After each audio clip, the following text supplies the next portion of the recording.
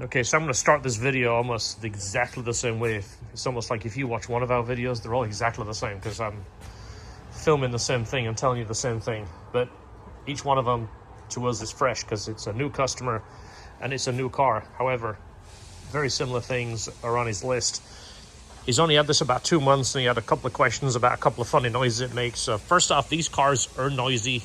If you've never had one before, if you came from a Lexus, these cars feel like everything is loose, even the really nice ones. But he's got a rattle on the inside we've got to look for. It has a rattle on startup, which is hard for him to describe it, but it could be either the starter hang up or the TCT.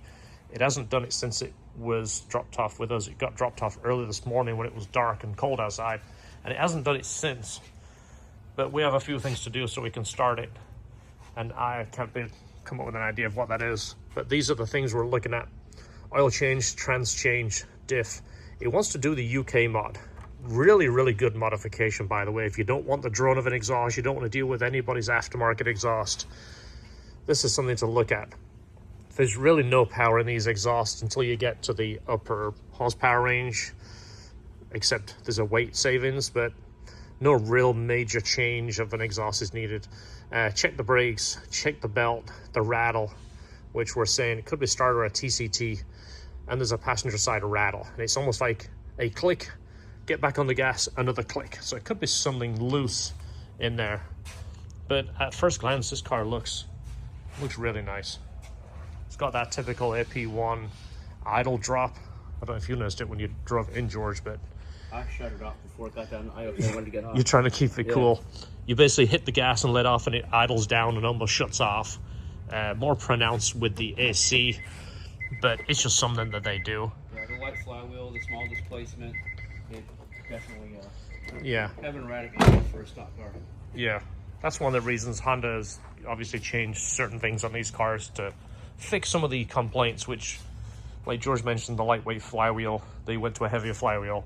The newer cars got away from the idle valve, which is this down here, because they're notorious for being slow and sticky, and they don't operate as fast.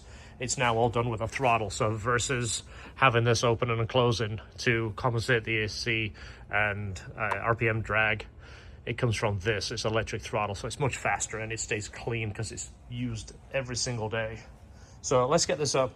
Let's do those fluids first. We'll film them, so if he's watching this video, it's always nice to see what comes out your car. Some people don't care. Most people just go, well, how did the oil look? How did the trans look? So we'll do that for him.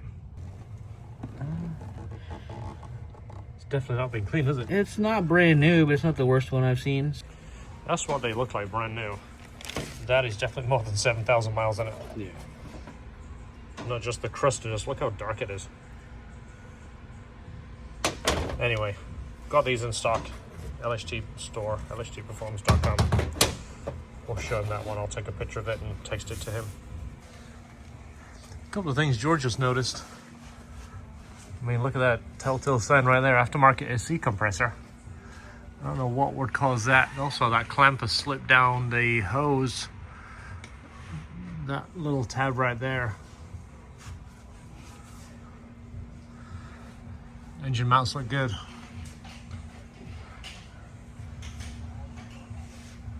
So we don't typically see many air conditioning problems on S2000s.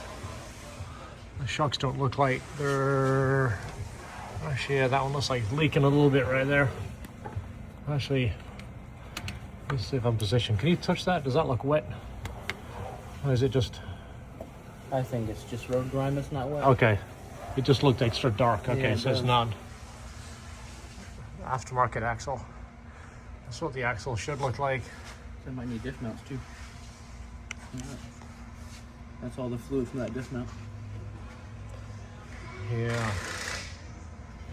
Again, we don't see that at 57,000 either. You see that aftermarket axle yet? Yeah, it's ugly. I don't even know what makes that. I've seen that a couple of times before. OEM ones are pretty expensive. The front mounts are good. I don't see any leaking on the front mounts. I didn't touch them. I always rub the top edge of them just in case, but those look tall still from here. Yeah. You'll see this little clamshell area right here.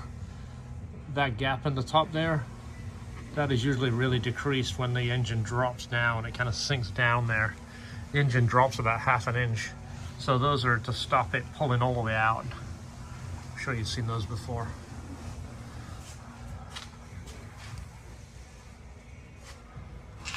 So we're also looking for a rattle too, so a couple of things we're looking around just to see if anything jumps out at us. We can test it. We'll take it for a road test if we can see anything or hear anything that's out of the ordinary. Looks about normal. Still pretty clear, yeah. Yeah. That's probably all they did for the 50,000 mile service. I wouldn't doubt it looking at it. There's so much he said he was going to give us one of these. Thank you so much. Much appreciated. Nice. So there is a list in here. I'm going to look it over, just make sure, but we have a checklist. You went over with him this morning too, right? Yeah, it's always nice just to see what else is done. Yeah. That 50,000 mile service kind of scares me. Yeah. Oh, so sometimes you do something like this at home and then you kind of forget what you wrote down, so. Yeah.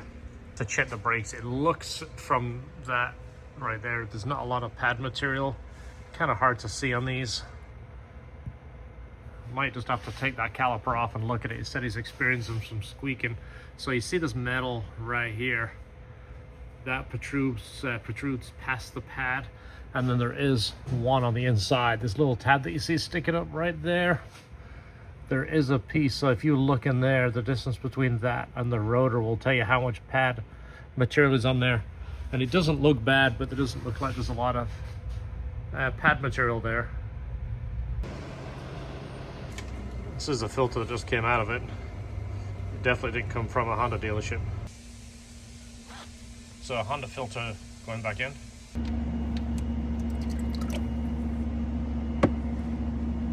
That's pretty nice. Yeah. We had smell-o-vision here because this is still one of the worst smelling fluids in the car. Did I get the washer down? I feel like no matter how careful you are, you get this on your hand, it gets everywhere. You wash your hands 7 times. Did you stay clean? No, there's a drip on. Okay. I should get splashed up if I don't get this out. Yeah. I got it in my hand last week. And it felt like by the time I found a rag, I wiped on my other hand and then on my face. Took that smell home with me. That's actually pretty clear. Yeah. That might have been done too. That's good.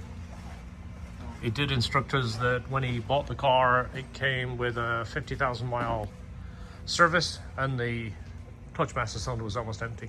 Ready for the plug wipe? Yeah, you ready? Let's see what it looks like. I don't think there's any major chunks in it. No. It's not bad at all, is it? No pieces. That's our other channel, it's called Plug Wipe. Yeah. And it's just about wiping the plugs and seeing how much yuck is on there. Looks like that drain wash has been used a couple of times. Yeah.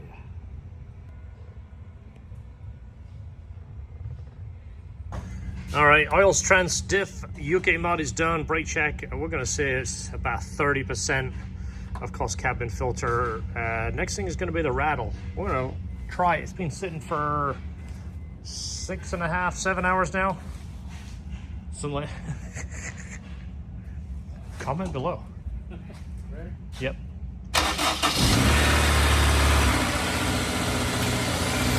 Didn't do anything there. Let's do one more. They always behave themselves when they come here. Yeah, exactly.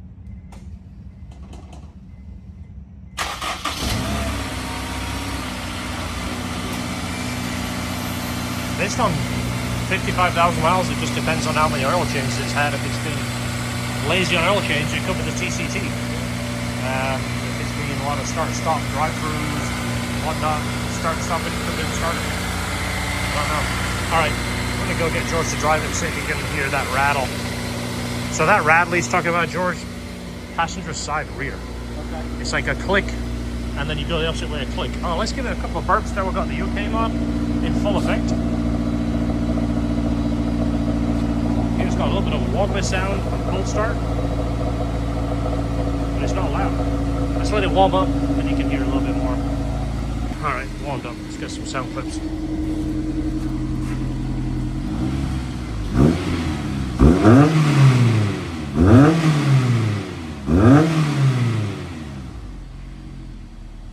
It's actually a really nice tone. We got a lot of 60 and 70-year-olds, there's that number again, with the UK mod. And you'd be surprised how many of those guys just love it. If you don't want to aftermarket exhaust, you don't want to deal with the drone and the fitment issues, if you don't need it for additional power, do the UK mod. And then we can do the same thing, install that, ceramic coat the mufflers, repolish the tips, make it look a whole lot fresher. Beautiful. George is back from the test drive, and I think he just made an amazing discovery. You gotta open the garage door too. But you know what? Tune back in to find out the amazing discovery after he opens the garage door. Yeah. That was in the back. Amazing. So he actually described it as maybe like a spring type sound. And it was like a click when he takes off, click when he brakes, which makes sense. You take off, it goes that way, you brake, it comes back. I heard the noise and it definitely sounded like a spring, and I looked over here and it's that spring that assists this bow here. It goes in between these two bows. And it's not broke, it must have just popped off. It's probably when they did the convertible top. Nice. So the top's not very old, so whenever they did that, they probably dropped this down in that metal hole there. Yeah, he asked us to check the straps, and the straps are perfect. Yeah, they're nice. Get my hand on there. They're perfect, so it might be a new top. So he's going to be thrilled about that, because you know what a rattle is like. Yeah. Especially one that you do not quite know what it is or where it's coming from. Well, that's good. That means it's tensioned correctly.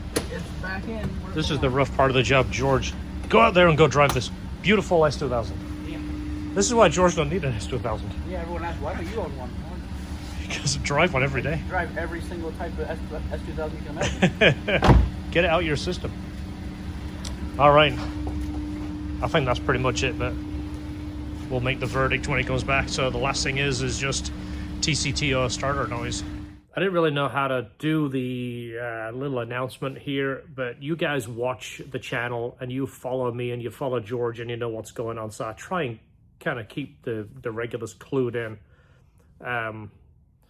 But this year my dad passed away less than 3 weeks ago. In fact, it's 3 weeks ago today. So last 3 weeks has been really tough, and I'm not going to make a big post about it, and I don't want to have attention. I just want to kind of explain what's going on in the background. So if things look a little different, just while I kind of get my head together.